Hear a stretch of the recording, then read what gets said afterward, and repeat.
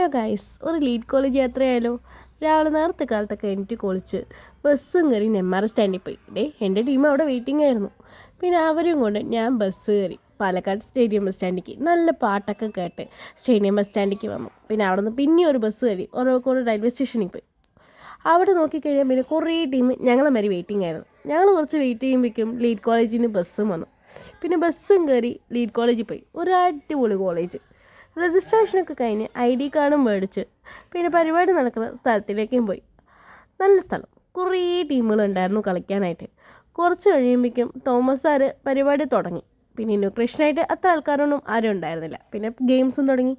ആദ്യത്തെ പരിപാടി തന്നെ ടവർ ഉണ്ടാക്കുക, ബട്ട്സും പിന്നെ മറ്റേ സേഫ്റ്റി പിന്നെ ബബിൾ കോം വെച്ചിട്ടൊക്കെ ഉണ്ടാക്കി. എങ്ങനെയൊക്കെ ഉണ്ടാക്കി അവർ വന്നു മെഷർമെൻറ്റും എടുത്തിട്ട് പോയി.